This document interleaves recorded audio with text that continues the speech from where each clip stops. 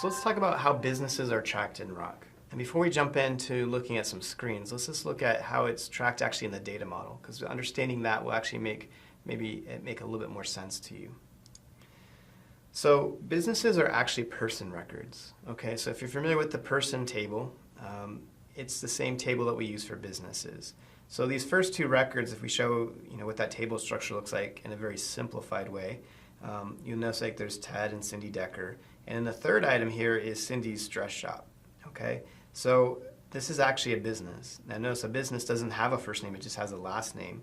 And the only thing that distinguishes it as being a business is this record type. Okay, so people are record type 1 and a business is of record type 2.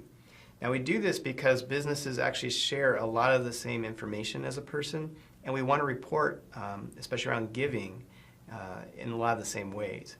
So by treating it as a different type of person record, it allows us to do a lot of simple things.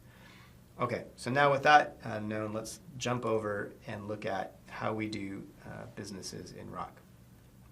Since businesses in Rock are usually tied to just giving, we put them under the finance area. So we go under finance, businesses, and we'd see a list of all of our businesses.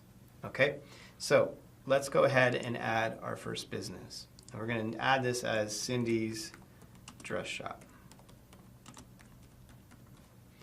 And we could provide an address if we'd like and some contact information. And notice if you look here, you're probably seeing some very common things to a person, like the email preference. And again, it's simply because they are kind of a person record behind the scenes. Same thing with record status. So they can be active or inactive.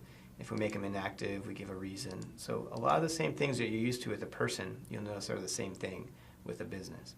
Okay, so we've entered the basic business information. Let's hit save. Okay, now at this point we can start adding contacts to the business. And these are going to be linkages between the business and an actual person. So in this case we might use Cindy Decker as the contact. You can have as many of these as you'd like. Okay, so now we've added our business contact. And if we were to go over to Cindy Decker's record, you would see that there is this known relationship to the business. And so we can jump back and forth based on that. Now, if there were any transactions, you would see them listed down here below. This should remind you a lot of the contributions tab on the person profile page. A lot of the same functionality you see there, you'll see here. And honestly, it's really just the same blocks, just wired up for businesses.